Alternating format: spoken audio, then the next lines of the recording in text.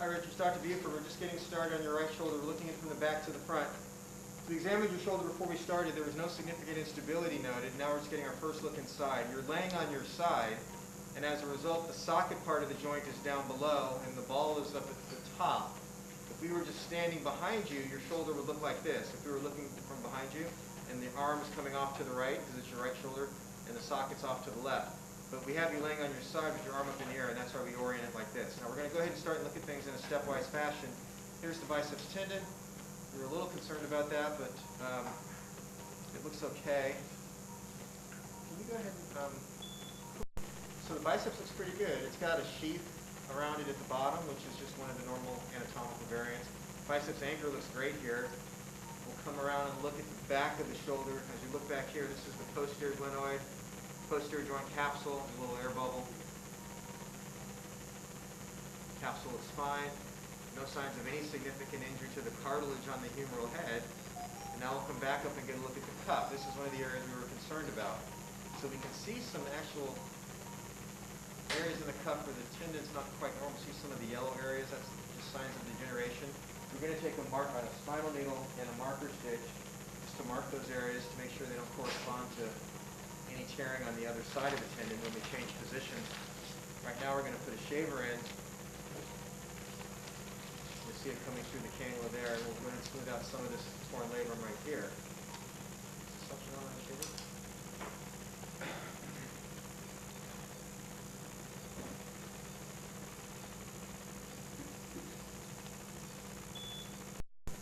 Okay, so now we're looking on the front of the shoulder. Some good anatomy here.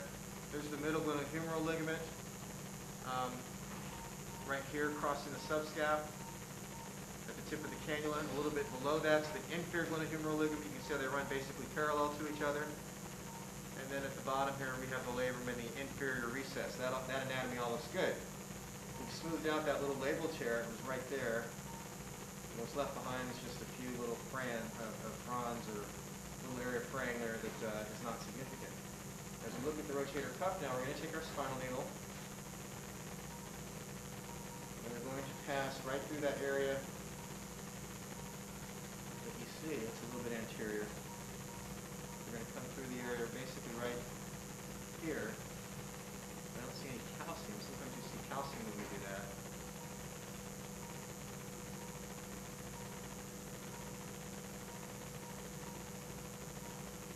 We'll come right through that area there. And we're going to pass the spinal needle now. And through that needle, we're going to pass this little purple suture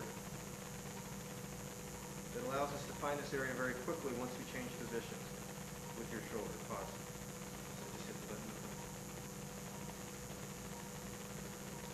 So, okay, we're up in the subacromial space. This burr that you see that spins around real fast is just removing some bone. Here's the bone spur hanging down.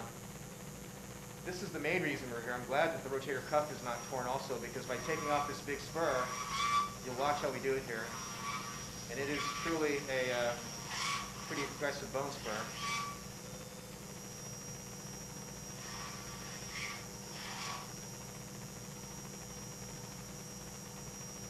Let the picture throw up a little bit.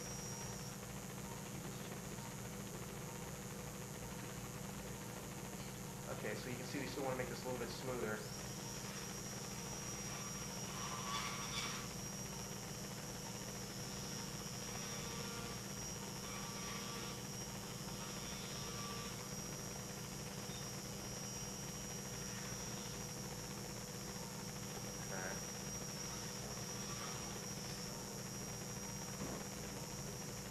Clear that picture up and show you some more in a minute. I need to put 10 pounds on the light when you get a chance. Okay, hi, so we've taken off a huge bone spur. Let me show you the work here. See how the top of the screen, that bone's nice and flat now. This is our cannula below it. So I'm happy with that. What is associated with these large type 3 acromions, these hooked acromions, are bursal-sided cuff tears. And sure enough, as we look down, look at that. There's the tear in the rotator cuff on the bursal side. So we're going to go ahead and clean up the area of this piece so we can see a little bit better, and then we'll show you exactly the extent of this tear once you've identified the margins, okay? But right now we're just taking away a little bit of synovial tissue. here we are working on the bone. And we'll get this done and a little bit more cleaned up and show you some more in a minute. So here's the tear. We're down to the articular surface, which you can see right there. Everything down towards 6 o'clock from the needle is the exposed cuff footprint. Okay, we're going to lift this up a little bit so it drains just like that. So you're pushing. And now we're going to place a suture anchor in right about here. So okay, we're going to make a little nick in the skin.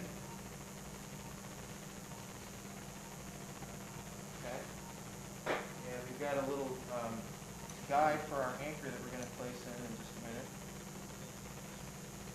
Here's the guide.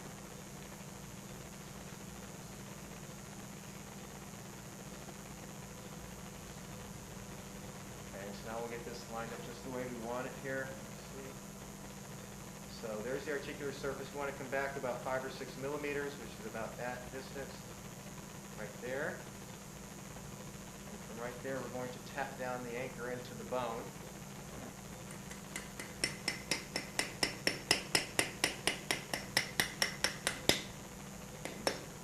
We'll go ahead and unload the inserter.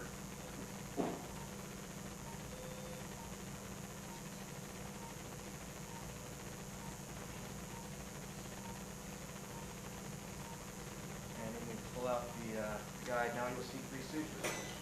The next step is you have to seat the anchor by pulling back on the sutures, which is what we're doing right now. Okay, that's now very solid. We're going to reach in from the right side of the screen, which is the front of your shoulder. And it looks like that solid blue suture wants to be used first, so we'll take that inside. Now the next step is we're going to go ahead and pass a stitch from the posterior direction. So you'll see a suture hook come in right here. Our stitch is basically going to run just like that. We'll take the grasper.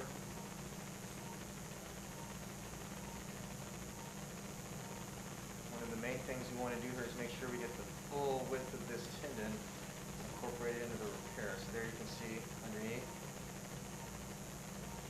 Back just a little bit there. Down.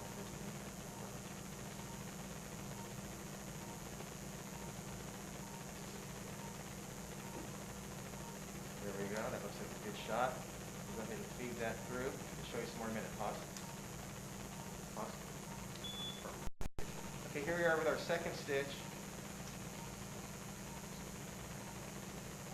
Feed that through, and then we'll retrieve that black relay here. Pause. So we're just getting ready to tie the first suture. Let me just show you. We're going to start working from left to right on the screen. All the sutures are cast. We just haven't tied them yet. We're going to start with that solid blue one, and we'll show you how this works here. This is just an instrument used to make sure there's no twist.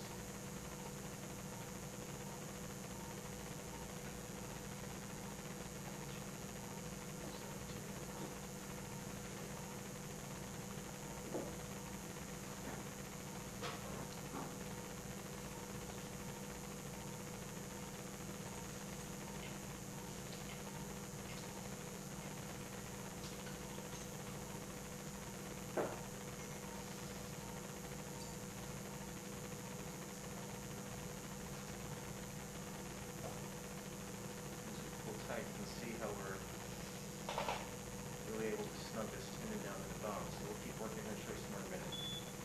So here's the repair. You start, that's the back, and then those are the sutures in the front. There's 3 total. Hold the camera for a minute. And then I'm just going to rotate the arms to show you that everything's moving together as a unit. That looks good. And now the next trick is we're going to make some little holes in the bone to release some of the bone marrow below. This won't affect the repair. If anything, it will just help because the stem cells live in the bone, and so we're going to release some more stem cells, hopefully, to help in the healing response here.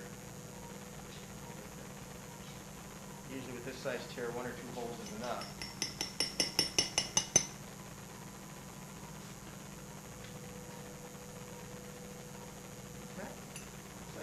Finish up and get you back to the recovery room shortly, but that looks real good. As we look here once again and rotate, that looks very very solid. So good luck to you now, okay? Bye-bye.